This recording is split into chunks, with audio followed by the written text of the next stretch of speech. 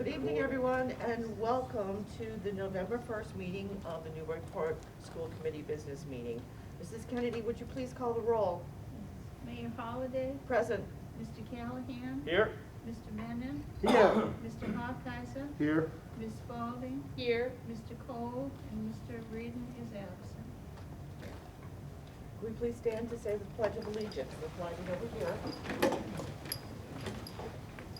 I pledge allegiance to the flag of the United States of America and to the republic for which it stands, one nation, under God, indivisible, with liberty and justice for all. Thank you, Mr. Callahan. Thank you, Mayor.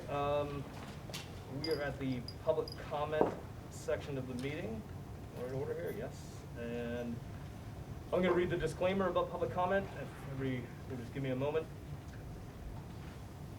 We've come to the part of our meeting where the school committee invites members of the public to offer public comment. If you're remote, we ask that you raise your hand in the Zoom and you will be called in order after the speakers in person speak. We'd ask that all speakers respect the following guidelines. Speakers will be given 2 minutes to present their their comments. Improper conduct and remarks will not be allowed. Speakers may offer objective criticism of school operations and programs as concern them, but the committee will not hear personal complaints about school personnel, nor those against any member or members of the school community. We expect and encourage civility. Any remarks that are defamatory or abusive are always considered out of order, and the chairperson may terminate that individual's privilege of address on that basis. Additionally, we request that no names or any identifying information that would violate any student's right to privacy be offered as part of comment. Public comments are important to the committee and they're welcome. Comments that are longer than 2 minutes may be submitted to the district office in writing for inclusion into the minutes of the meeting. Thank you. Is there anybody in the room that would like to offer public comment on any subject? Sir, if you could just come up and stand, podium. Yeah, I guess at the podium, if you don't mind. The mic's on. Just state your name and address, please. My name is Mike Cronin. I live on 17 Shandell Drive. On June 23rd, I emailed the entire school committee asking if critical race theory was part of the curriculum in the Newburyport Public Schools. I was extremely disappointed when only 2 members of the committee responded to me. One referred me to the superintendent, while the other denied that CRT was part of the curriculum. For those unfamiliar with critical race theory, it's a Marxist-inspired ideology that until recently it was confined to academia. Its basic premise is that America is an irredeemably racist country founded on the backs of slaves. Every interaction is viewed through the lens of race-based oppression. Besides race, it seeks to divide people along religious, sexual identity, and socioeconomic lines. It is cultural Marxism, and its aim is to pervert history and sow chaos and unrest. Critical race theory employs vague slogans like systemic racism, social justice, white privilege, white fragility. It forces identity politics on the young, impressionable minds, pitting groups against each other, teaching guilt and shame to one group, making the other group out to be the victims. It is fundamentally anti-American as it rejects meritocracy and equality. My specific concerns stem from a recent visit to the high school website, in particular the summer reading list and the diversity, equity, inclusion page. I was shocked to see that most of the school and the books in the summer reading list had a central theme that involved the oppressor and the oppressed. Mr. Cronin, you're approaching the 2-minute mark. If you could. Why are we teaching and encouraging the youth of our city to view each other in terms of race and sexual identity? How is this beneficial other than to further divide people and encourage an agenda that is politically driven? Schools should be for teaching basics of reading, writing, and arithmetic. Mr. Cronin, I'm sorry, you're Not creating over the 2 social minutes. justice activists. Thank you. Thank you. Is there anybody else in the room that would like to offer public comment? Yes, sir. If you can just come up and state your name and address, please, that would be great.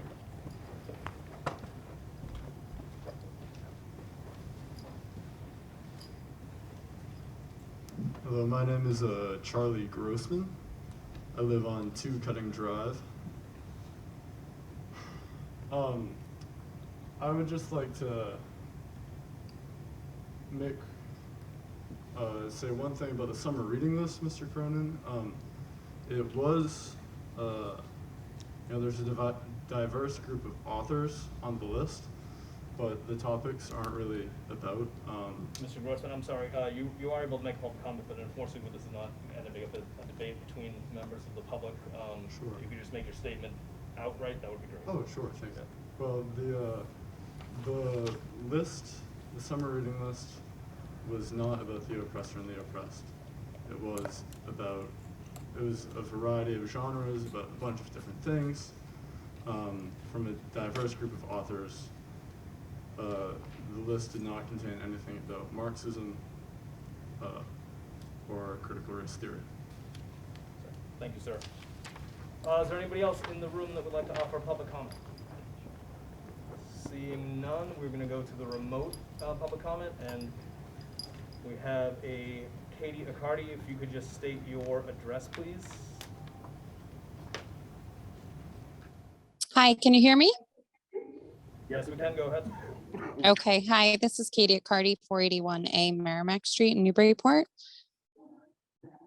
I'd like to ask the school committee and superintendent to publicly address and review and clarify the lingering COVID practices that have remained in place in Newburyport schools since the start of the pandemic that are not state required at this time. Some specific examples from the Bresnahan include inconsistencies among classrooms with being allowed to share supplies or not share supplies, allowing story time, not allowing story time, switching seats, masking at outdoor field trips, and assigned door entrances at arrival. You'll likely all be aware that there was recently an incident where a first grader became confused as to which door they were permitted to enter the school through and found themselves alone outside and locked out until a teacher spotted them and brought them inside very distraught and upset. This was a direct result of a remaining COVID mitigation rule coupled with a lack of proper supervision. Prior to COVID, children were permitted to enter any one of 4 doors they were closest to, but now the children, and again, these are young children, are expected to remember an assigned entrance specific for their grade and means of arrival. Again, this is at the Bresnahan. Currently, there are more than double the amount of doors that were previously allowed to be open in the morning, and they have various locking times. Limiting the number of open doors has been a school safety best practice for decades for physical safety reasons.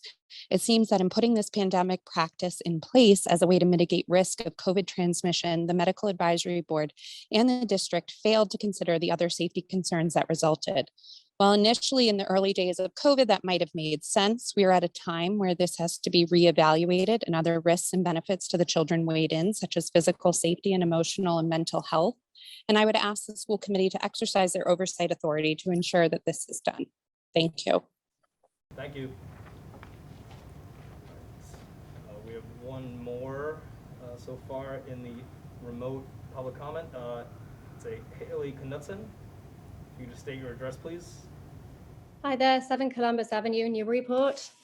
I just want to thank firstly the school for hosting the Halloween parade and for allowing the children to celebrate one of their favorite holidays. I'm sure you could tell from the parent turnout that it's really popular with the community. I know the schools have made really positive steps forward this year with returning to more normalcy for the school day, and I'm really glad for that and look forward to even more steps being taken. I am curious though, why masks were required outdoors on the recent kindergarten field trip to a farm, and why they were required also outdoors for the parade. Our own COVID guidelines in our district say masks are optional outdoors, and it's widely accepted that outdoors is safe. And so why aren't we taking every opportunity without exception for children to be unmasked outside, to play normally and see each other's facial expressions? As a concerned parent, it's a little worrying to me that in Newburyport, we still are in a place where we're masking some outside events, when our neighboring district is hosting outdoor maskless parties for their young children and large events are being held all over the state and country. It makes me a little uneasy about the district's willingness to ever leave behind more controversial mitigations. And I want to be clear that I'm not talking about indoor masking here. I realize that's a separate conversation. I would just ask the district to follow the district rules and allow children to be unmasked whenever outside. I don't think it's controversial to ask that children go apple picking in the fresh air without a mask. And I just want to make the point that a lot of parents are quietly concerned about this and other issues. And I wouldn't take the fact that relatively few parents email their concerns or are comfortable commenting publicly like this as an indication of agreement with the district's approach. Many parents are just exhausted from the last year. In fact, I'd suggest that the vast majority of parents at the parade were unmasked despite being asked to do so, suggests that parents don't support masking outdoors. It would be great if the district shows willingness to involve students and parents in their decisions by allowing participation through surveys, attendance or representation at advisory meetings, and so forth. Thank you. Thank you. Mr. Callahan, who was that? That was Haley Knutson, K-N-U-T-S-E-N. Thank you. All right, it seems as if there are no more public comment people at home. So we're going to close public comment and go to the consent agenda. Mr. Cole, is there a consent agenda for warrants? Yes, we have 2 warrants. I move that the following named bills of the Newburyport Public Schools amounting in the aggregate $296,563.80 be approved and forwarded to the city auditor for payment. There are no conflicts. Second? Is there any discussion? All those in favor of passing Aye. the warrants? Aye. Any opposed? No. All right, the motion passes. We have minutes from the 10/18/2021 meeting. Can I get a motion to approve the minutes? So moved. Second? Is there any discussion? Yes, I had Ms. Spalding? I had an addition to make to it under Policy Subcommittee section at the end of the policy BCAA. I wanted to add in that Sheila Spalding stated she will meet with the superintendent and assistant superintendent to outline this, to streamline this calendar with theirs and then bring it back to the policy committee to revise it. Did you get that, Mrs. Kennedy? Yes, I did, thank you. Thank you. Can we, what am I trying to say? Motion to accept it with the revisions? Could I add one more thing? Yeah, sure. On page 4, it says David Hawkeiser questioned the minutes. I think it should say asked if the minutes were going to be available. Nobody wants to think I'm smarty in posterity. Okay. Can we do the motion to accept the minutes as amended? So moved. Second? Any more discussion? All those in favor? Aye. Any opposed? None. The minutes for 10/18/21 pass with the suggested amendments. All right. Next up, we have Newburyport Public Schools District Nurse Leader Laura McDonald with our COVID update. Yes? Just, Oh, sure, sir. yes, I was wondering if we could just amend the consent agenda and do the student awards first and then the COVID update? Oh, you mean change it in? Yeah. Is everybody all right with switching the items? Yes? Sure. Okay, sorry, Ms. McDonald. We're gonna do the student awards presentations from Superintendent Sean Gallup. Great, thank you. Set up to the front. Pick one of papers, not speech. We're not gonna start with my awards, so. That'll be a short presentation. All right, starting off pretty good. Let's do this. Okay, so as part of our, I think, school committee agenda, and we're kind of glad to be back in person because this gives us a great opportunity to recognize some great staff members along with some great students. And tonight we'll be recognizing some high school students for some prestigious academic awards and leadership awards. And what I'll do is we'll call the student up. I would like to have you stay here and I can kind of read through the award and then some of your accolades, and then we'll bring all up at the same time. We'll do a round of applause at the end. But we have some amazing students here that will be going on to college and careers and hopefully change the world, because we need to have some improvements and a positive approach. So here we go. So our first certificate is the Certificate of Academic Excellence Award. And this award is presented by the School Superintendents Association, and designed for academic excellence is given each year to a high school senior who has distinguished themselves in the pursuit of excellence during the high school career. The student's 3-year cumulative average is also considered as part of this award. this first recipient, you just heard him speak. It's Mr. Charlie Grossman. Come on up.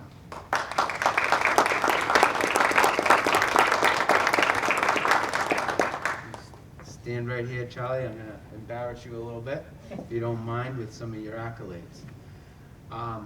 So Charlie is a mature, extremely well-rounded student with a heart of gold. He excels in his studies, including advanced placement classes.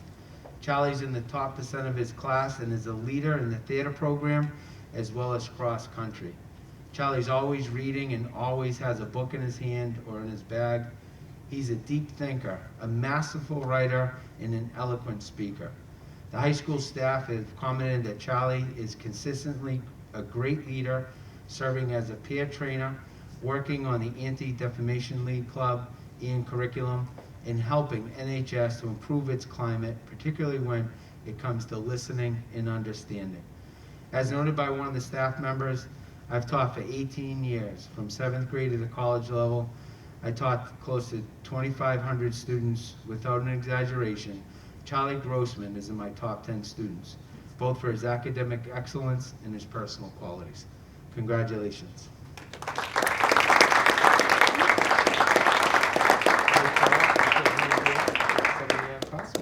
Stay right there, yeah. Our next awards is our Nestek Affiliated School District Awards. And this award is presented to high school seniors who have consistently pursued high level of academic effort and has also served as positive role models for the entire student body. Recipients of this award exemplify admirable character accomplishments. The recipients of this award have also demonstrated high academic achievement, consistently demonstrate a love for learning. Our first recipient for this award is Miss Olivia D'ambrosio.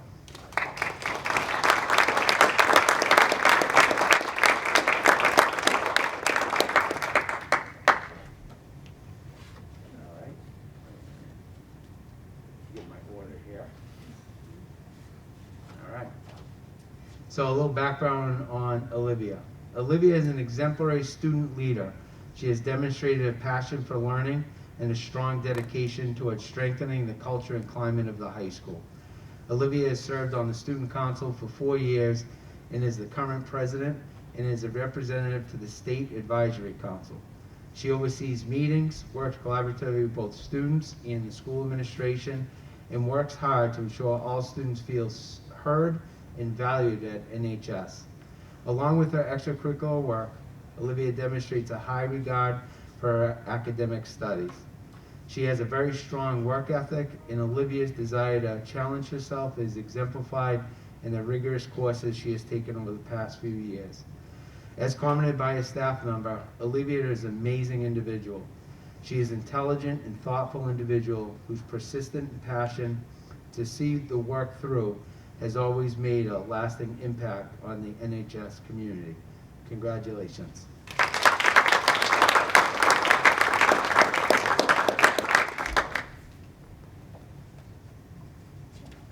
Our next recipient is Leela Gridley. Come on up, Leela.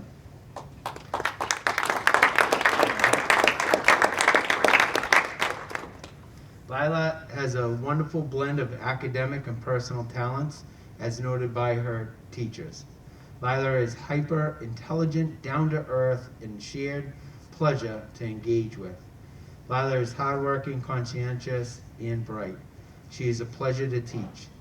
She is a leader both in and out of the classroom and is often an integral part in developing team camaraderie on group projects or on the basketball court, where she coaches youth girls in summer camp. She is kind, optimistic, and determined.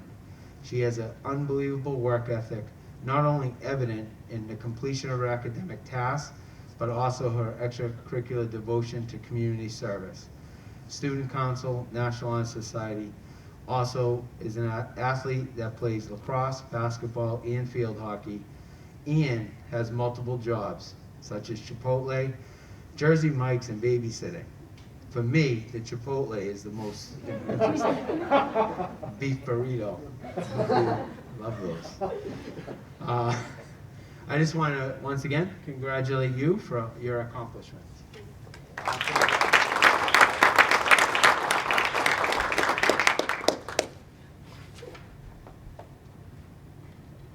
Our next recipient is Avi Patel. Come on up.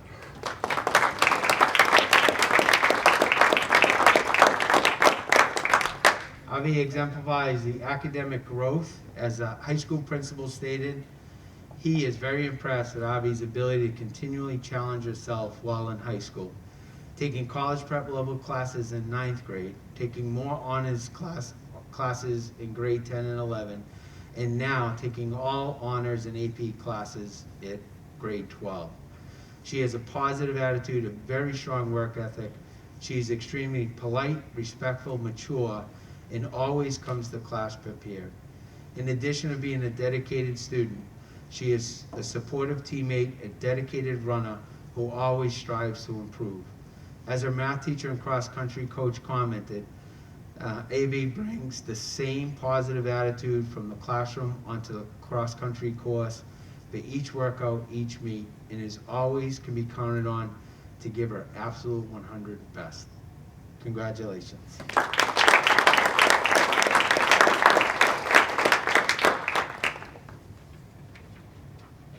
All right. Last but not least, our next recipient is Owen Roberts. Come on up.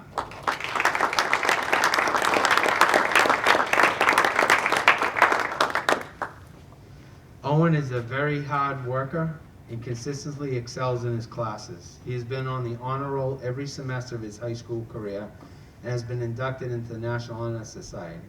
In addition to his academic success, Owen is an outstanding leader. As one teacher stated, Owen radiates with enthusiasm, positivity, self-confidence, and a friendly attitude.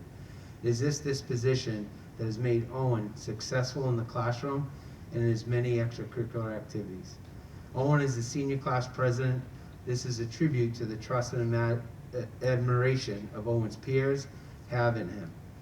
He is active in varsity athletics, including cross-country and baseball. And one of Owen's most impressive accolades is his innovative spirit. Over the past 2 years, Owen has started his own business and now has a fully licensed and insured power washing business. So that's like a plug for you right there. You just got some extra. I didn't catch the name of that, Sean. That's right. You know, what's the name of your business? It's called the soap pressure washer. The soap pressure washer. All right. School committee votes 10% of all proceeds come to the school. As one of his teachers summarized, Owen truly is a well-rounded individual who has discovered the secret of balancing academic work, athletics, and work and life filled with friends and close relationships. Congratulations, Owen. Great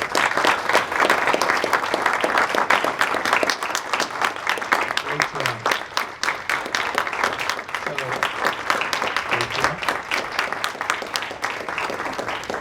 After reading all these accomplishments, I think I have to go back to school. I got work to do.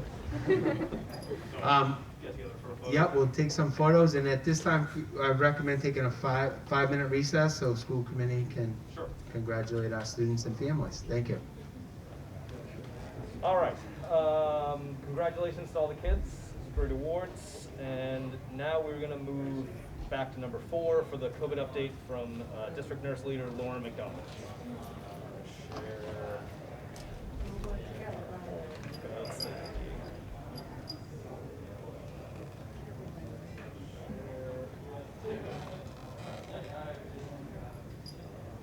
think you should be all set. Hello, can you hear me? Yeah. So you can go to the first slide, go ahead. Just speak into the mic. Oh, thanks. Yeah, let me see if I can adjust.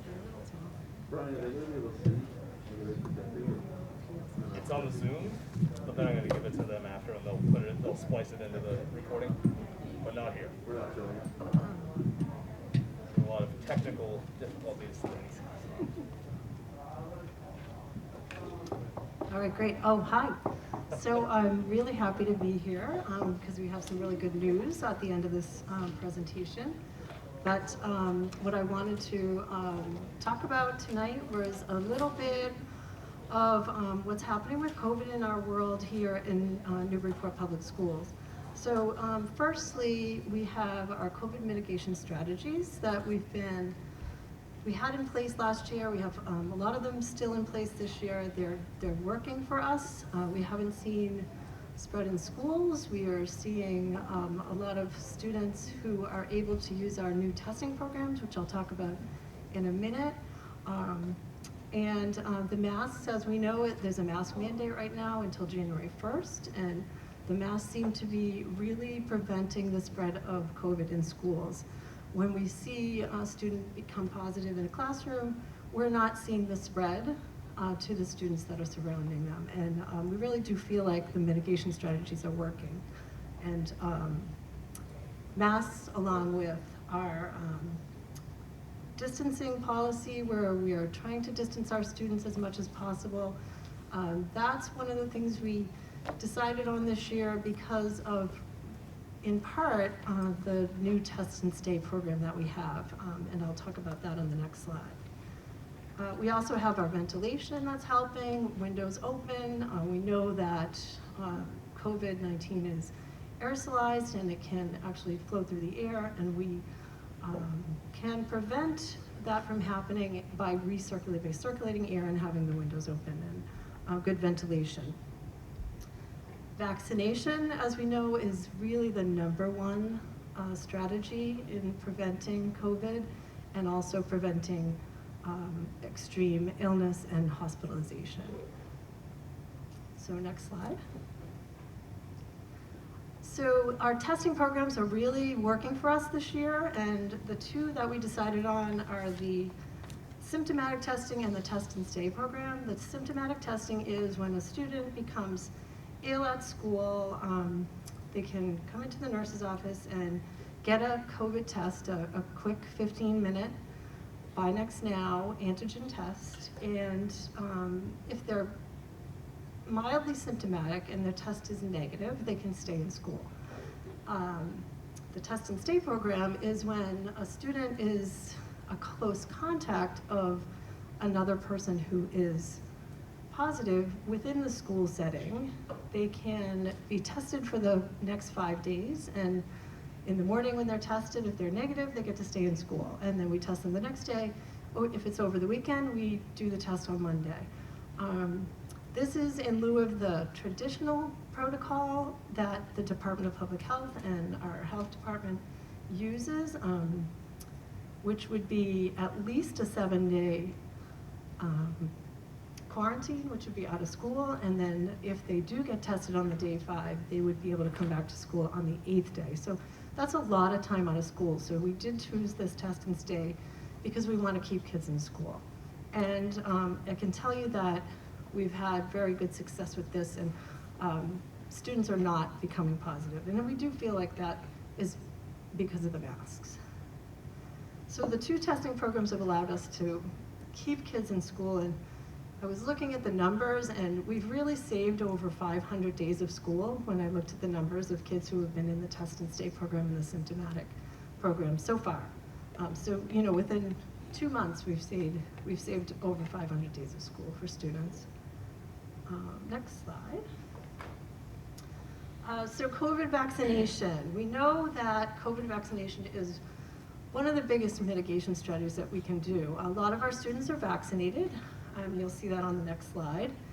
And I just wanted to talk a little bit about the safety and the efficacy and the need for this vaccination. So the vaccination is safe. Millions of people in the United States have received the COVID vaccine, and they're receiving it under the most intense safety monitoring in the US history.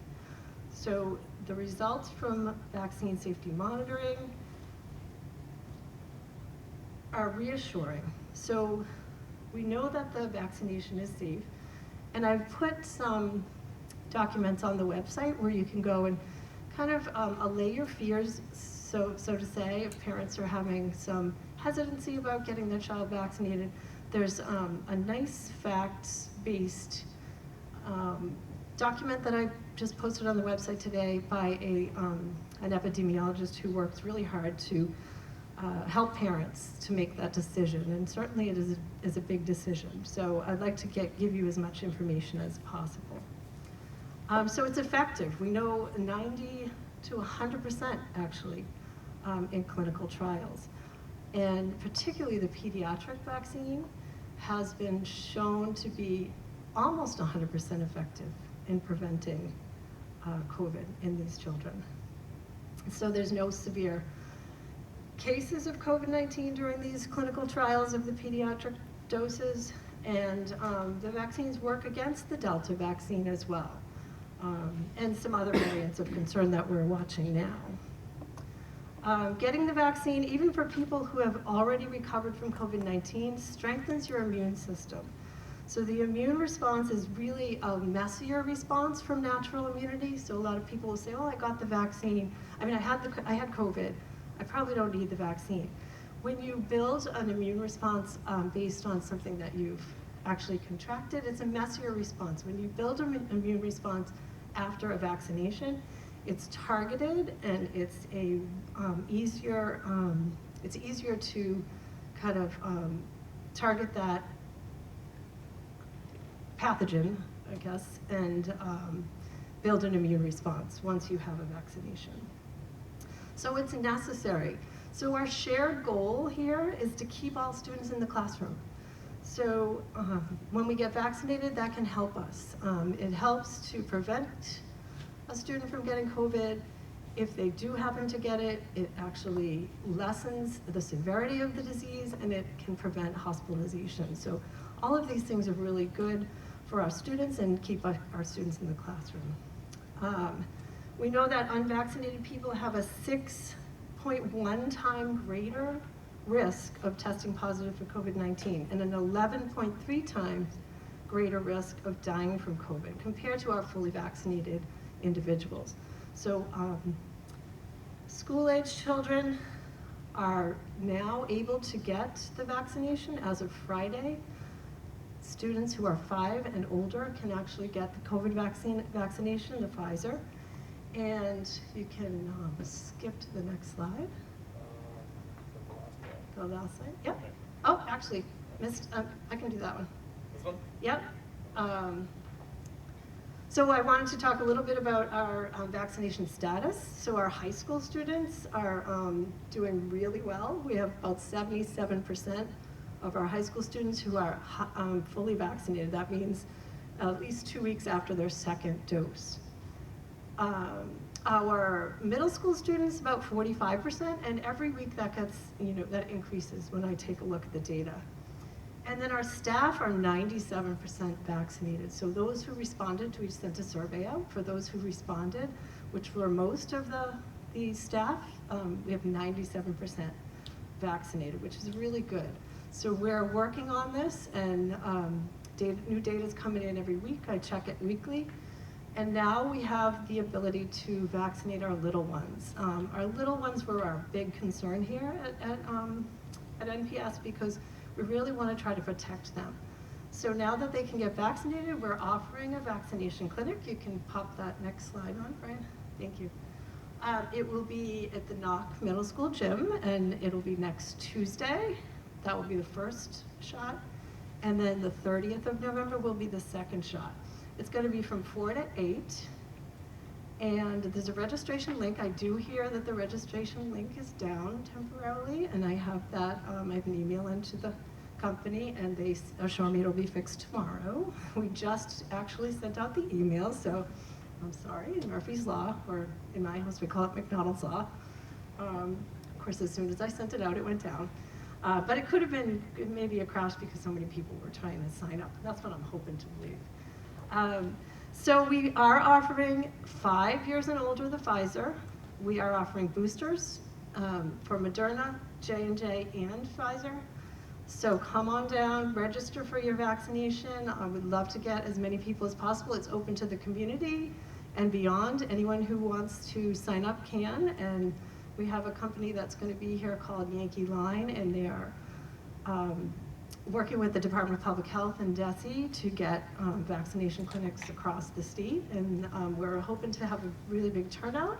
So please come on down, and if you have any questions at all, you can email me at lmcdonald@newburyport.k12.ma.us. Awesome, thank you. Does anybody have any questions for Lauren? Mayor? Well, Lauren, I was wondering if you could address one of the comments that was brought up by a parent wondering about masks outdoors at Brestingham when they did the Halloween parade, when they went to a farm to pick apples. I can address the field trip because I had a part in that decision. I don't know about the Halloween parade because I wasn't involved in that decision. But they had asked to go on a field trip to the Apple Crest up in New Hampshire, and at the time, Brian knows this, we were really concerned about New Hampshire and their rates. The rates were climbing. And these are our little students who are unvaccinated, so we decided that if we were gonna allow the field trip to happen, we didn't know how many people were gonna be there, we didn't know what the attendance was gonna be there other than our children, and so we decided to allow them to go on the field trip with the masks. But in general, when they're outside at recess, Absolutely. they have masks on. Mask off, it's mask optional, so some students do wear them, because I've been around and I love going to that little school because it's really happy and fun. But it is mask optional. So. Thank you. Yep. David?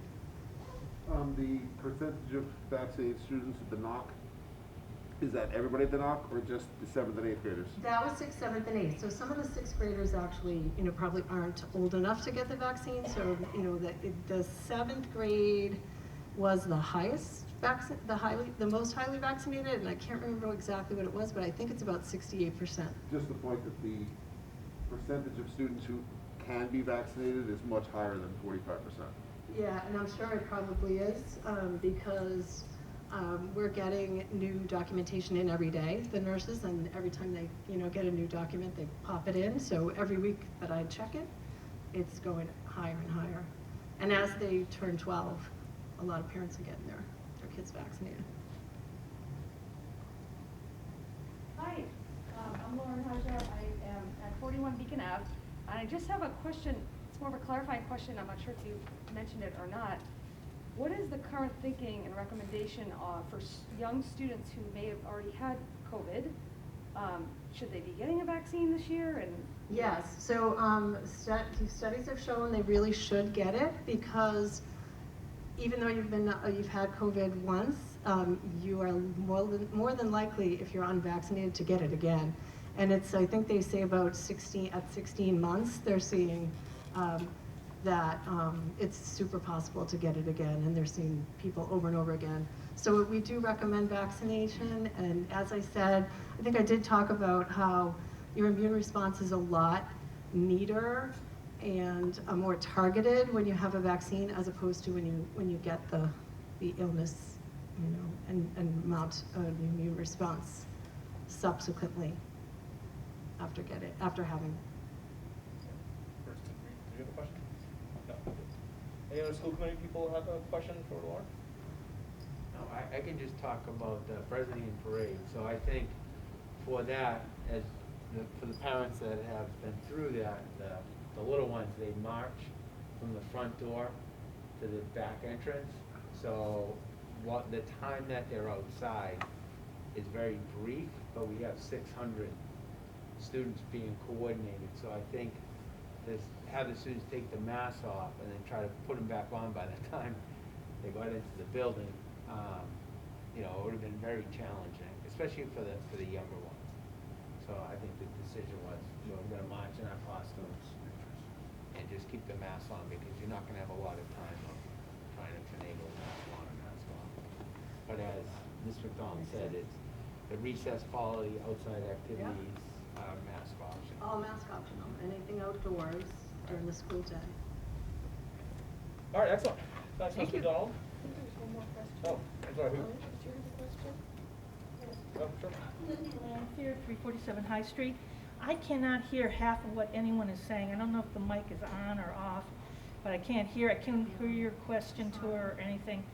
But so I missed the introduction, and I was wondering. So it's not meant for other people to hear, just the board?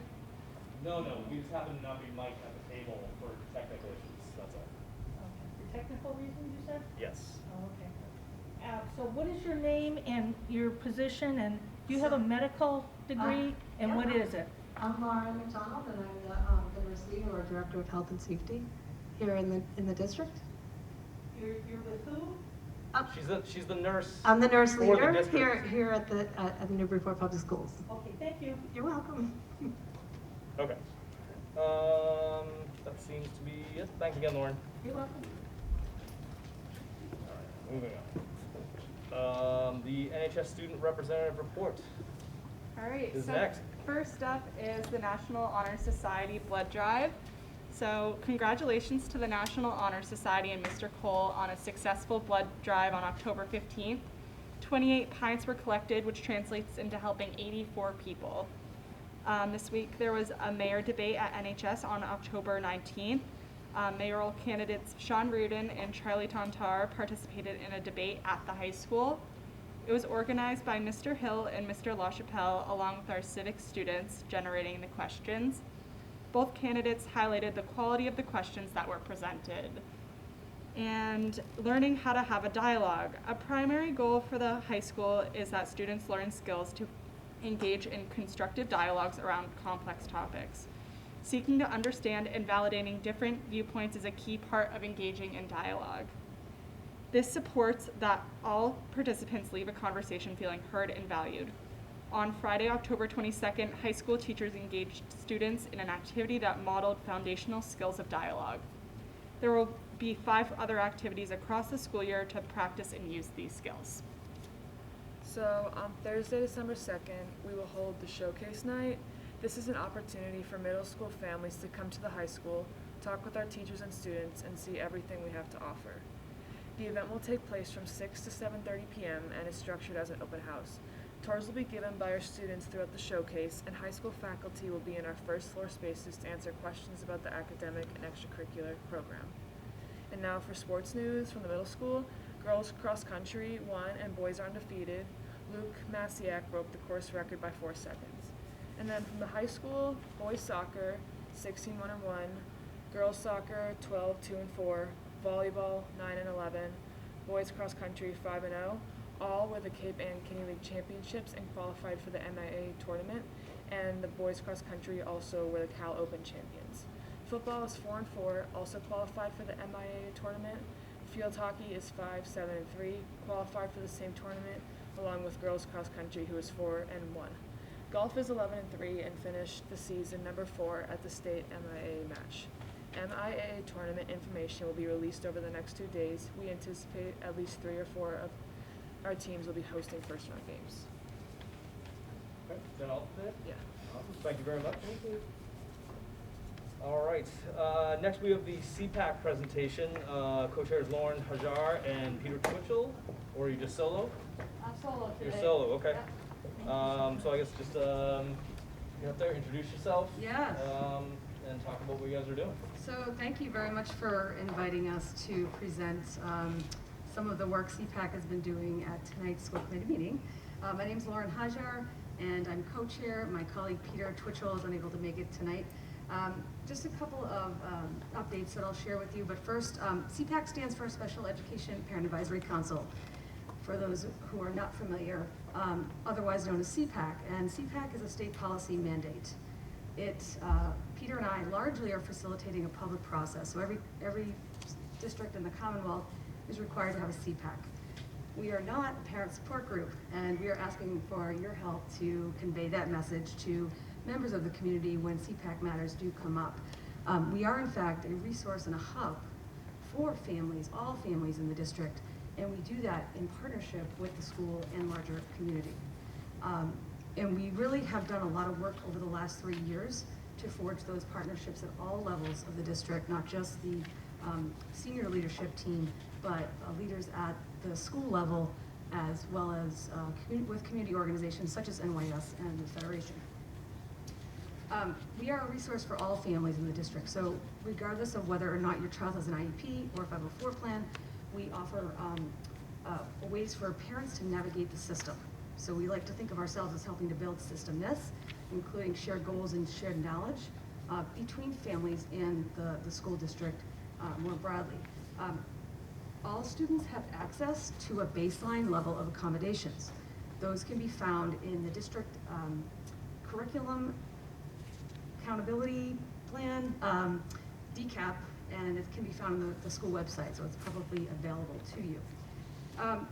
We do our work through the collaborative partnerships. You'll notice in the packet that you received tonight, our schedule of meetings and topics is all set for the academic year. There's actually a typo, it should be 2021, 2022 year, but you'll notice that those partnerships are reflected in the various workshops and panels and discussions that we're hosting throughout the year.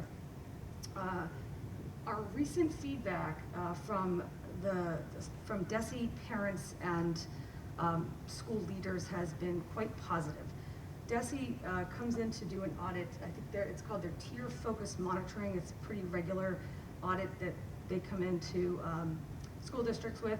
They reached out to Cpac, and they noted that in the last year, they were impressed with the Cpac agenda, with the partnerships that we have with the schools, and the attendance at our meetings relative to other districts in the state. So we were pleased with that. School staff have also reported that, particularly because of the Zoom platform, that they've been able to share knowledge amongst each other. So as an example, team leaders have reported that it's nice to hear what's happening in the other schools in the district because they're not always aware. So we've offered that as a mechanism for building shared knowledge even within the district staff. And then finally, parents have expressed a sincere appreciation for seeing the faces of the school leaders on Zoom, and it really goes a long way. Prior to COVID, we never had all of these faces in the same room at the same time, and it does go a long way. So with that, I just want to, on behalf of Cpac, express our gratitude to Superintendent Sean Gallagher and Director of Student Services Nancy Koch for their leadership and support for Cpac. And then just if either of you have anything else to share about Cpac, please feel free if I've missed anything. No, I think you did a great job, and I agree. I think for us to communicate what Cpac is and the resources available for parents is, I think, really, really important. So it's not just about students with disabilities, it's for all students. And then I think it's a parent organization that we're looking to grow and include more and more families where we have that open dialogue with parents and families regarding the academics and accommodations. The other piece that I think is really important is also Cpac has brought in guest speakers for a lot of the issues that all parents are dealing with. If it's around depression or anxiety or stress in the home.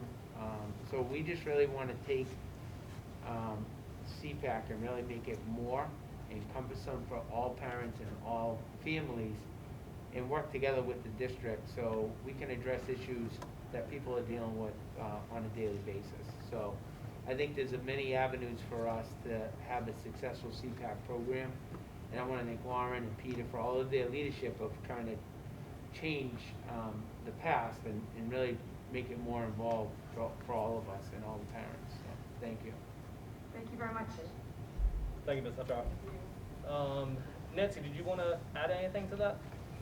No, it's been great working with Lauren and Peter, and I would just urge parents to come because it is a valuable resource and we do have great programming. Thank you. Next up on the agenda is going to be the class of 2025 student activity account request. This does not say possible vote, so I'm going to ask for a motion to waive the rules so we can add possible vote to this agenda item. So moved. Second. All those in favor? Aye. Excellent. All right. Student activity account. Do you want to talk about the superintendent, or do you want me to do it? Why don't you do it and I can fill in? Okay. And I think you got a good handle on it. There's not much information on it. The class of 2025 is looking to start an account to accrue monies for that class year. The criteria is the people have to be a member of the class of 2025, and there are student advisors, Megan Marlar and Megan Horst, and the students petitioning are Juliet, I'm going to mess up the pronunciation, so I apologize, Brzezinski, and I believe that's it, actually. So, Superintendent, have you anything to add to this report? No, this is the typical class setup for the freshman class coming in, and this is where, you know, we do this every year, so this is where the class funding throughout the next 4 years will go. So, Motion to approve. Second? All those in favor of approving the class 2025 student question. account? Any Yes. discussion, Mr. Oh, right, I'm Vice Chair? sorry. Sorry, Do we Steve. need to approve these every year? We do the same thing every year. We need to approve all the student activity accounts? I mean, I'm sure it's not much work for them, but it just seems like. I think it's anything that has to do with funding, or bank account, right? Okay. Any other discussion about that? No? Could I ask a question? Sure. What was the first motion to waive? To waive that we didn't have possible vote on the agenda. All right, well, all those in favor of approving the student activity accounts? Aye. Any opposed? Thank you. No. All right. So then what, you will add your signature and then it goes in the books, right? Look at that, done. All right, next up for the Finance Subcommittee, Mr. Steve Cole. Sure.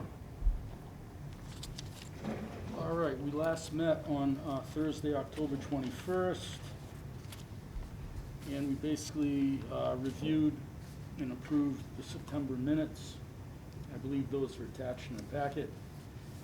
We also talked about transfers. There were 3 budget line transfers that were reviewed.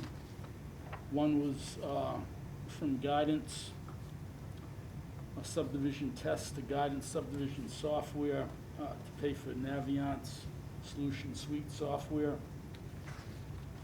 The next one was, and that was of course at the high school. The next one was also, was at the Nock. Tech computer purchase was transferred to tech supplies and materials for materials needed. Oh, I neglected to say, the high school guidance, total of that transfer was $5,430. And the amount of transfer at the Nock from tech computer purchase to tech supplies was $1,110. And then finally, it was a transfer for grade 7 textbooks, again at the Nock. To grade 7 supplies and materials, that was $500. We also talked about making some adjustments to the transfer approval process. Business manager, Mr. Littleheld, is going to revise the budget transfer policy, incorporating some suggestions that we made during the meeting, and that'll be presented in our next Finance Subcommittee meeting. We also talked about fiscal year 21 update, looking at Q1 results. Found that was reported that spending year to date is in line with the budget. Mr. Littlehill reports that using Excel rather than the reports from Munis were more clear. Changes and updates being made to the chart of accounts in Munis to facilitate reporting. And then we also had a topic regarding outside the classroom activities and programs.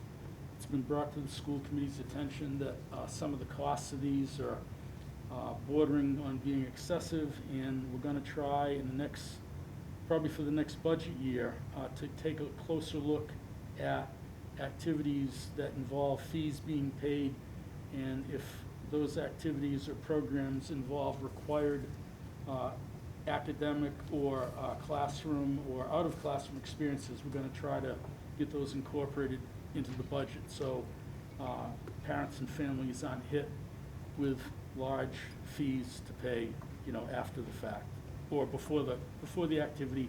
Basically, we want to try to get these things budgeted in to make things, you know, less expensive for families. And that's it. Thank you, Steve. Do you have any questions for Mr. Cole? I just want to say that I think when you guys start digging into the amount of money parents are asked to put up, we're going to be amazed. I mean, the 7th grade is one thing, but like I think the DC trip was $800-900 the next year, and the list goes on and on. Sure. Back in 2004, we were having a meeting regarding the plans for a new elementary school, and that was a topic that was brought up. And one of the things that I encouraged parents then, and I'll encourage all parents now, keep track of your checkbook, because it's important to realize how much extra money you are committing to the school, whether it be for activities, whether it be for buses, whether it be for user fees, whether it be for buying things like cookie dough, wrapping paper, pies. It's essentially a voluntary tax. And unfortunately, Massachusetts, I think, Massachusetts doesn't recognize that. A state like Minnesota does. The state of Minnesota actually allows families to write off a certain amount of money or what they put in for expenses like that, and that may be something that in Massachusetts we try to get our legislators to do more of. And but you know, I hear you loud and clear on that. Anybody else have any comments or questions about that? Seeing none, thank you, Steve. Thank you. Next up is the Policy Subcommittee Chair, Ms. Sheila Spalding, with 2 items. Yes, we have 2 second readings. The first is the new school committee member orientation policy, which is file BIA. The changes that were made to this specify that each new school committee member shall meet with policy, finance, and superintendent evaluation subcommittee chairs to be apprised of that committee's work. Should I read the entire policy for the sake of everybody here? I'm going to read the full policy before we move to adopt the revision. In accordance with the requirements of law, each new school committee member elected to the school committee is required to complete within 1 year of their election or appointment at least 8 hours of orientation training with the Massachusetts Association of School Committees. This orientation shall include, but is not limited to, a review of school finance, the open meeting law, public records law, conflict of interest law, special education law, collective bargaining, school leadership standards and evaluations, and the roles and responsibilities of school committee members. The school committee and superintendent shall assist each new member to understand the committee's functions, policies, and procedures before they take office in January. Each new member shall meet with the policy, finance, and superintendent evaluation subcommittee chairs to be apprised of the committee's work. Each new member shall receive A copy of the school committee policy manual, B, a copy of the open meeting law, C, a copy of the conflict of interest regulations, D, a copy of the district's budget, E, collective bargaining agreements and contracts, F, student and staff handbooks. Each new member shall also receive any other materials the chair and/or superintendent determine to be necessary. The chair and/or superintendent shall also clarify policy, arranging visits to schools or administrative offices, requesting information regarding school district operations, responding to community requests, complaints concerning staff or programs, handling confidential information. Whether appointed or elected, new members should be advised that they are also members of the Massachusetts Association of School Committees Incorporated and should be encouraged to utilize the services and resources MASC provides by attending meetings or workshops specifically designed for new committee members. Their expenses at these meetings or workshops will be reimbursed in accordance with the established school committee policy. Can I get a motion to approve this revised version of policy BIA? So moved. Second. Discussion, I have a little discussion. I know we don't want to have to go over this over and over again. I just noticed that there's nothing in there specifying we all get a copy of Robert's rules so we know how to run some of the meetings. Specifically, tonight we're going to go into an executive session, and that requires a roll call vote. So things like that, I only know because you sit next to me and say it's going to be a roll call vote. I don't know if I want to not vote on it just because that one small thing is there, and if the superintendent can just arrange to get 7 copies of that book, that would be probably. Well, we could probably amend enough. this to add that in. We could. And do it? If the committee Okay. feels that that is necessary. I do, I think it's important. Okay. I like it. There's still time. Okay. You're gonna do the motion? Yeah, Or your discussion? Discussion, yeah. Okay. Under the school committee orientation information that we're giving school committee members, we're giving them a copy of the open meeting law. The latest version of the open meeting law guide from the Attorney General's office is 2017, but it still holds. I would suggest adding that to the packet, and we give them the law, give them the guide from the state, and Mask probably has one as well. So I would include those 2 additional pieces of information around the open meeting law. Yeah, that's section B. Does that encompass what you're referring to? Be a copy of the open meeting law. I'm suggesting that we provide additional materials about the open meeting law. Oh, about it itself? About the law. Okay. Right. So as well as, so a copy of the open meeting law as well as, how should we change the language? Yeah, the language should just be additionally, the open meeting law guide and educational materials from the Attorney General's office. Okay. And I don't know if Mask, I assume Mask probably has a Yes, document. I think I've looked at it there. And yeah. you could say it's a document from Mask. And my rationale for that is the law is very dense to read, and they should have information about how the Attorney General's office interprets it. Okay. Yes?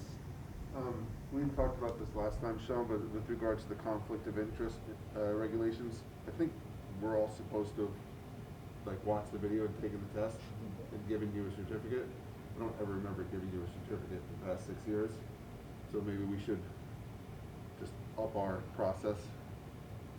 I think it's checked that we've done it. Yeah, just and make sure we hand it in. I think it's every other year, so the person coming on would have to do it twice in their 4 years. And I don't know if we want to put something in there about going to the Mask new member orientation as soon as it's available. Well, I think that's what the training thing is. That's what that is. It's Okay. 8 hours of orientation training. Right. with Okay, Mask. great. I mean, there's probably other avenues, but that's No, the one that- we all that have to was go the through. best. Yeah. I will send a copy of open meeting law guide to Joanne so that the district office has it. And I'll see if I can track something down from Mask and send that as well. Okay. So can the motion be amended to accept this with the amendments that we just said? Yes, do you want me to state the amendments, Mrs. Kennedy? The amendments are to the first section, letter B. It would read, a copy of open meeting law and educational materials from the Attorney General's office. And then it would add letter G, Robert's Rules of Order, or a copy of Robert's Rules of Order. So is there a second for the amended version? Can I just ask, Sure.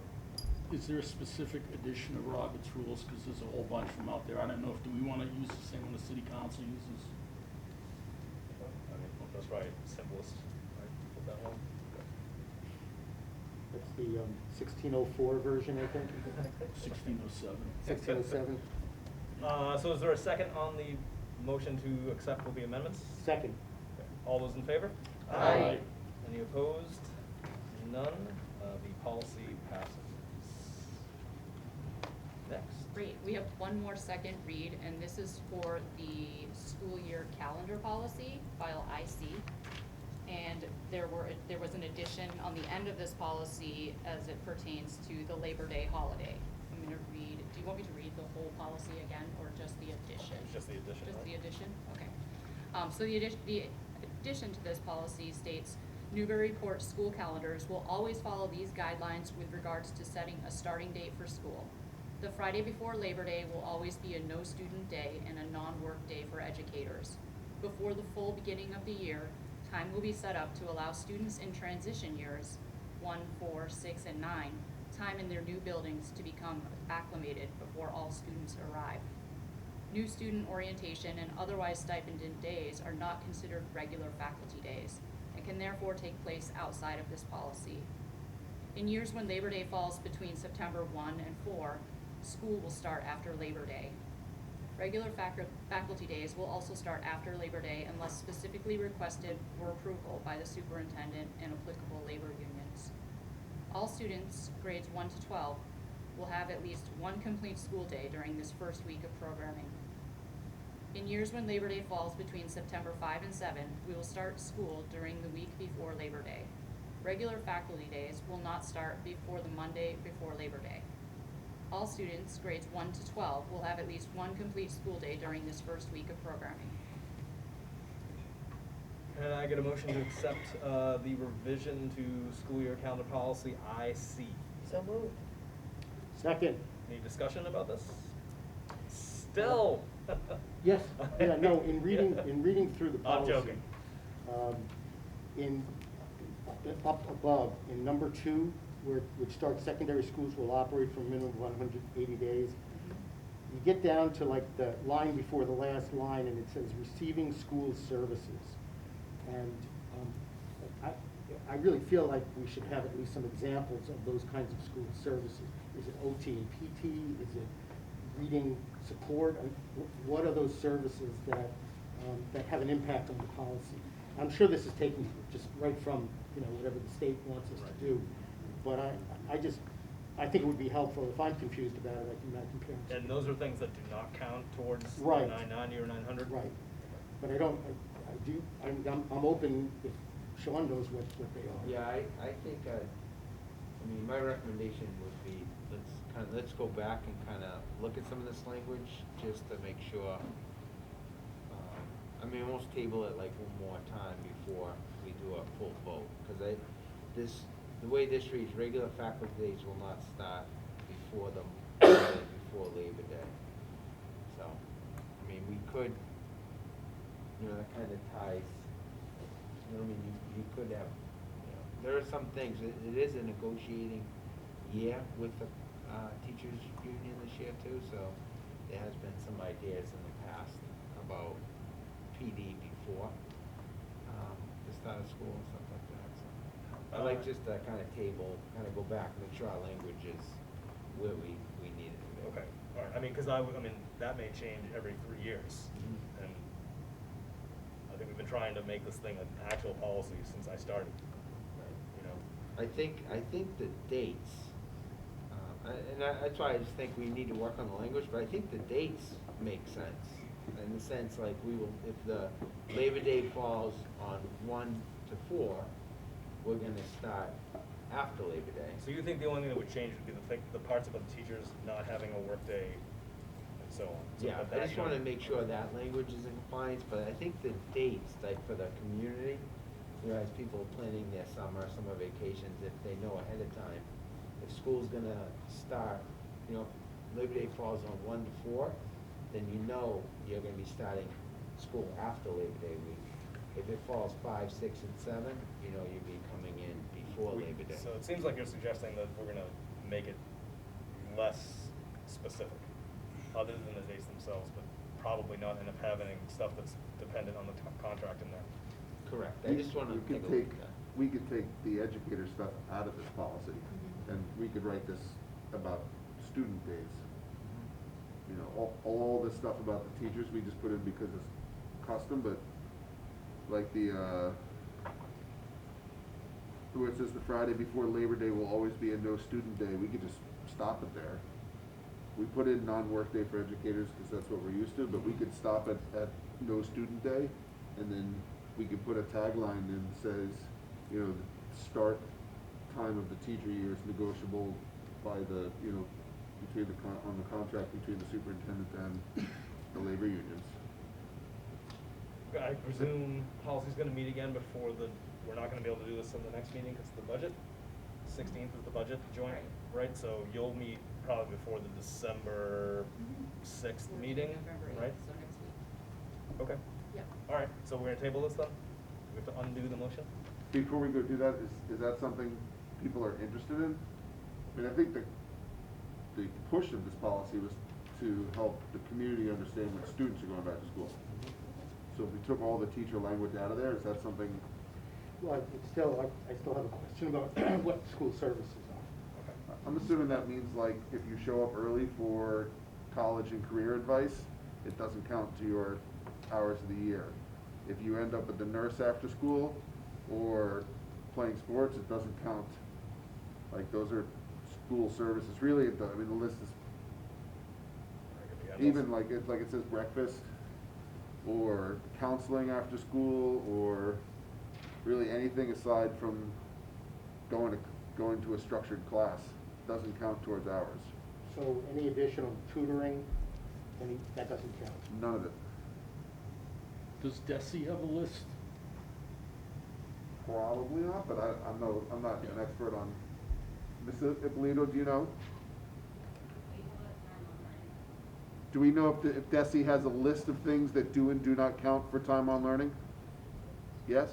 Okay, so maybe Mr. Ippolito could help us find that for next time. Thank you. Okay, so you guys will do Ms. Ippolito, take care of that, we'll come back. Okay, so the motion goes away. There's no motion. Because we didn't vote on it. Table, okay. Motion to table and no discussion, if everyone agrees to table this. All Second. those in favor? Aye. Thank you, Mayor. All right, thank you, Ms. Spalding. Next up is the superintendent's report. Superintendent Gallagher. All right, thank you very much. Just a few items, MSBA update and walkthrough. As you all know, we removed the MSBA senior study phase in consideration for our SOI, Statement of Interest. So there's two components of that. On the 19th, we had a virtual meeting where we had the stakeholders at the table, myself, the mayor, Ethan Manning, Steve Burkholm, Erin Hobbs, assistant superintendent. So we had all of the school personnel at the Zoom meeting. And remember, this is not an invitation into the program. This is just for them to do their due diligence, looking at our SOI, meeting with us and the needs of the school. And then just really, they go over a few different areas, the goals and concerns about our facility, the school building deficiencies as stated in our SOI, and then the physical condition issues that adversely impact the education program. And then also they review the district's routine on capital maintenance and programming. That was the big meeting in the Zoom meeting. It was about 90 minutes. They asked a lot of questions. I just want to thank the team and Mayor Holliday for all of her background, because this, as they say, is not our first rodeo with school building projects. So it's great to have her expertise in the room. Then on Thursday, October 21st, after our 19th Zoom meeting, the senior study team came out to Newburyport High School, and that's the MSBA staff, where they have senior architects. Obviously, they have extensive knowledge on building systems and educational programs. Their team came out and we walked the building. We looked at all the different facilities, the boiler room, the science labs, and all of those types of things. So while touring the facility, they look at the physical condition of the facility. They look at the major building systems. They examine the capacity issues for students. They were observing students in the science labs and the tight spaces. Really want to credit Erin Hobbs for being extremely creative with the spaces in that high school, creating a lot of learning spaces for the students, maximizing that. They look at the design factors and the availability, of different things like natural light or the classrooms inside with no light. They looked at all of that. And then they really tie in the building facility and the educational program and seeing, the challenges there. And I think it was really important for them to come out to Newburyport High School to have the information and then kind of see, while students were in session, the challenges and some of those programs. And then they worked with Steve and they looked at the facility, the maintenance, and all of that. So it was a good visit. They've taken all that information and they're gonna get back to us along with other schools that they're out, other school systems out visiting, to see if they're gonna bring us into the MSBA project pipeline, or if they feel, we need more, more information, then they would have us reapply. But this, I think, is a good step in the right direction. As you know, last time we were denied, and they told us to reapply, but now we're in the senior study team process right now. Mayor, I'm not sure if you wanted to add. No, I think you did a great job, Superintendent Gallagher, covering. They had a consultant with them who really knows about school buildings, asked a ton of questions. I thought our team did a great job. Again, would like to credit Erin Hobbs for her presentation. I understand she did a fabulous job walking through the school. So the process right now is that we didn't even get past that first ask, to at least be interviewed and take a walk through the school last year. So this time, they have 2 meetings coming up, one December 22nd, the other March 2nd. And so they have about 20 schools, I think, now that they're looking at in terms of the statements of interest, and then we'll determine how many they will invite to go forward to the next level. And that's where we have to put a school building committee together and, all of the kinds of things that come with this kind of project. One of the things that I asked was during the Bresnahan School project and the Nock Middle renovations, we received 53% reimbursement from the state for Bresnahan and 48% for Nock Middle. They told us we would get 43% of this project for the science labs. Now, we had identified roughly $12 million initially when we looked at the science labs, but everything has skyrocketed. So, we kind of roughly said we probably should figure around 15.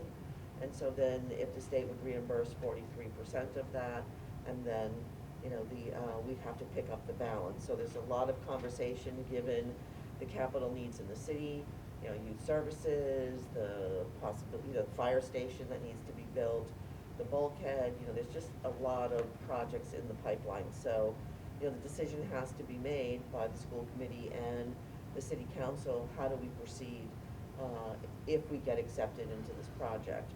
My one concern was I thought that if they waited until March 2nd meeting, we would miss the reapplication to resubmit the SOI, and they said no. So I suspect if they wait till March 2nd, it probably is a good sign that we're being accepted into the process. So that's just sort of a couple of the particulars in terms of the process. Bruce? Yeah, I remember reading the SOI and approving it. Does this also, did our SOI and what they're considering also bring in the roof? Yes.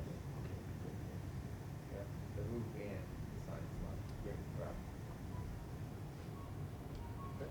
All right. Thank you. You're welcome. Just the next update, we had good fortune in meeting with District Attorney Jonathan Blodgett. He typically annually meets with the superintendents, and over the years he's been, I think, instrumental working with students in schools out of his office. So this was a roundtable discussion on Friday. On Thursday, where there was 20 other superintendents with the attorney, and just really listened to a lot of the challenges, like a lot of the districts, including the district attorney's office, and along, with law enforcement dealing with. It was a great opportunity for me to hear other concerns in other districts, and also begin conversations on how we problem solve together.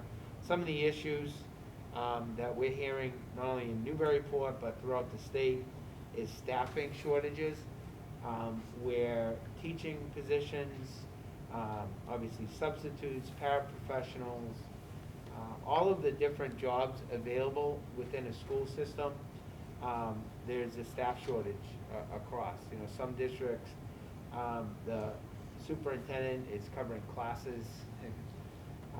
So I think it's something that we're all dealing with staff shortages throughout.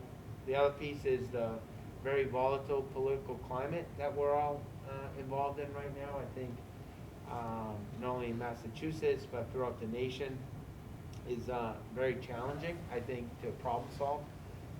where there's a lot of finger pointing and criticism, and really having tough times bringing people to the table like we used to. And then also, I think superintendents on the North Shore and Essex County always seem very concerned with the social emotional well-being of all of our students and families.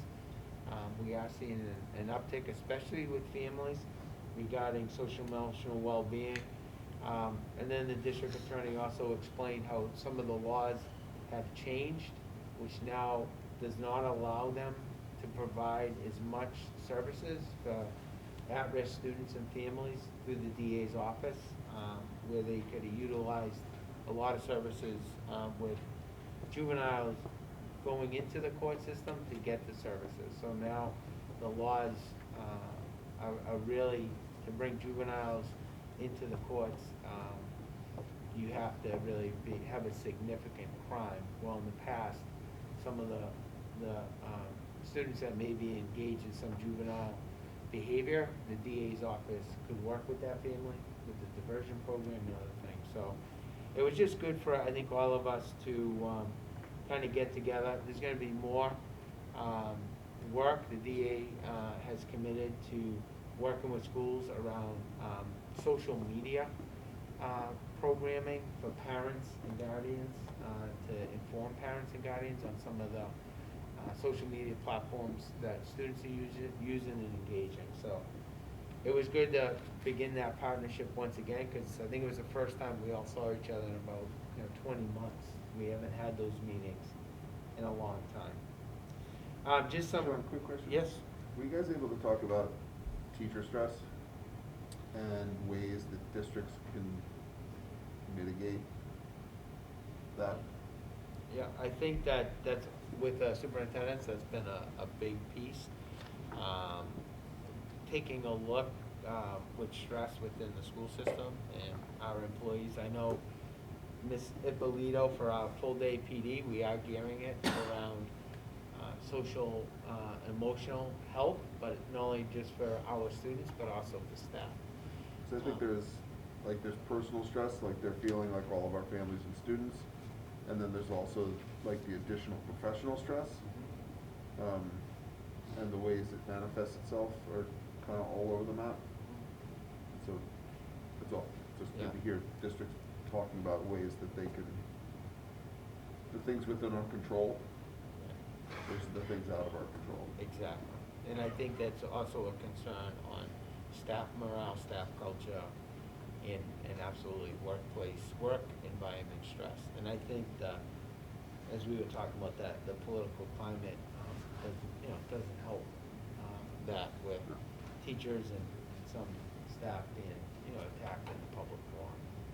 So I just think we just got to continue to stay together, continue to communicate, and then I think better times are coming. So on November 10th, we sent out a district email, so we're looking for our parent and guardian focus group that we want to have on the 10th. So we're asking parents to go on, log on, sign up, so that way we can coordinate the breakout rooms. It's going to be an active, I think, activity for parents and guardians that want to come out on the 10th. There might be a little presentation where, I do a couple slides, but I promise not to bore the parents and guardians too much. We'll get you right into those rooms.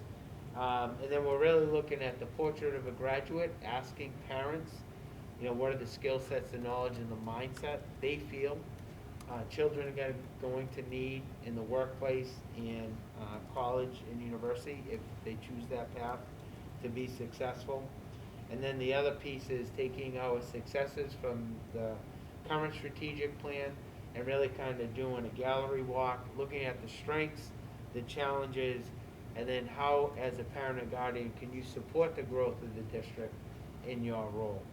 So I think it's going to be a great opportunity for people to come on out. We also have in the plan that we're working on now, for the parents that cannot come out to that focus group, an online version of getting feedback from parents. So we're really trying to reach out to many people as we can. As we said, working with the school committee, city council, our staff. We've had over 500 participants giving us input. So this is just another, our goal is to hopefully have over 1,000 people from community members, staff, to give us input on the next strategic plan. We'll finish that in November, and then in December, we're gonna formulate a team of educators to begin writing that with the ultimate goal in January to have the new 5-year plan in place and present at the next school committee in January. So there's been a lot of work going on that, and we're just really excited and thankful for everyone's input on that. The other piece is I just want to mention about parent and guardian involvement. We had a great turnout for the Title I parent and night last Friday. We had 52 parents and guardians come out to that little night. Lisa Polito's giving me a thumbs up, so we're good on that. But that's just another way of we're trying to reach out to more of our parents and guardians and get them involved. So that was just a great night for those families. All right, very important, district costume parades. That happened on the 29th, Friday. It's a lot of fun. There were some scary costumes out there for the parades, I have to, I don't like clowns, but there were some scary clowns, so yeah, I'm not into the clowns. I mean, all the other stuff wasn't bad, but I made sure the students, once they found out that I was afraid of clowns, all the clowns came up and tried to scare me, so I couldn't stay too long. But no, it was just awesome. It was great to see.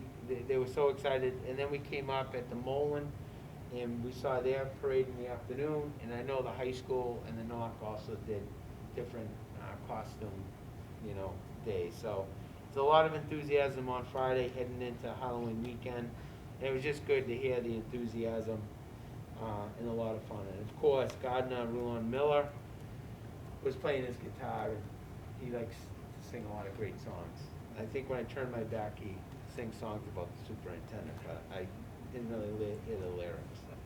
We posted the lyrics online, so. Yeah, I did. There's probably a lot of things posted online. All right, let's go to the last piece of my little report here is important dates. So we have the Nock Parent Conferences on November 3rd. The Mullen Parent Conferences November 4th.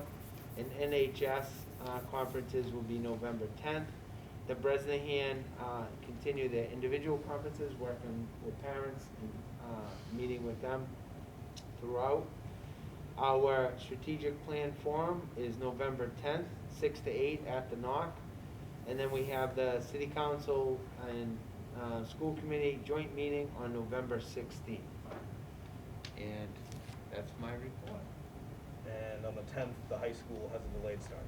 Correct. Because their conferences are In the morning, correct. What time do they start? 8 o'clock. No. 8 to School. 10. What time does school start? School start for the kids? Yeah. 8:15. Oh, It's you're delayed. saying when they come back? Yeah, 10:15. 10:50. Yeah, so it's a 2-hour delay. Just for the high school. Yes. That was a trick question. Yeah. I thought I could trip you up, see? It'll work. It says here 11:15 start, Oh. the late start. For the, well, Mr. Wolf will be sending out information by the 10th. Specific information. He ran out of here, so. All right. Thank you very much, Superintendent Gallagher. Mayor Holliday. I just wanted to add one piece to that on the joint meeting. This morning, Business Manager Phil Littlehale, our Finance Director Ethan Manning, City Councilor Afroz Khan, and myself met and really reworked the presentation for this joint ed meeting. So it'll be a little bit different than what we've done in the past, and hopefully there'll be a little more time for discussion. Have we decided to do the dinner or not because of COVID policies? I thought I was told no. Oh, that's really disappointing. Yeah. I mean, kids are having lunch in the high school, in all the schools. Right? I think we can have a little meal together. It's only, what, 20-something of us? Anybody else feel like we can have a meal if we're going to be here with it all ready together? Well, you know the superintendent's on board. I'm on board. Yeah. So am I. We're not getting Chipotle, though. That's right. I said I had my booster shot, so. Oh, good to go. All right, We can figure that out, right? Yeah, I think the council had not one, but again, who comes, comes. Yeah. And you just have to RSVP, and if you don't RSVP, you don't get a meal. There you go. There we go. There it Okay. is. All right, thanks. Are we inviting, at the time it'll be newly elected? Of course, yes, yeah, it makes sense to do that, Makes yes. sense to do that. And I just would, as we're closing out and going into executive session, I would just like to congratulate everyone who threw their hat in the ring to run for elected office. It's not an easy thing to do, to put yourself out there and knock on doors and raise money. And please, please, please don't forget to vote tomorrow. All these people who've worked so hard on their campaigns, those who are incumbents and those who are seeking new seats. So best of luck to everyone who's running tomorrow. Thank you. There's any new business? Anybody have any new business? I have one question. It's about midterm week at the high school. I know we had talked about it in years past, and the discussion was coming up as Mr. Wolf was coming into the district, so it never really got that far. And then last year they didn't have a midterm week. Obviously it was COVID, so things were different. Just wondering if they're going back to that, or if they've realized it's not necessary. Which is my personal editorial. I think we can touch base with Mr. Wolf, but I know before COVID, we did have a lot of momentum regarding, especially with our skills-based instruction, and I know Mr. Wolf was looking at midterms, but we may be back. I'll get more details for our next school committee meeting. That'd be great. Thank you. Mr. Hawkeiser, what week is that? Midterm week. Okay, It's like thank usually the week of Martin Luther King Day, sometime around there. All right, thank you, David. We are going to have a motion to go into executive session for the purpose of discussing possible litigation and legal matters, and we will not be reconvening in open session. Can So I have a moved. motion? Is there a second? We need a roll call vote. Mrs. Kennedy, please. I'm getting there.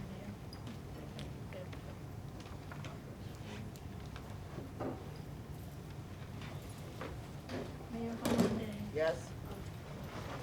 Mr. Callahan. Yes. Mr. Menon. Yes. Mr. Hawkeiser. Yes. Ms. Spalding. Yes. And Mr. Cole. Yes. We're all set. Thank you very much, everybody watching. And the presentation from Lauren McDonald will be spliced into this recording by Port Could I Meeting. see you for a second?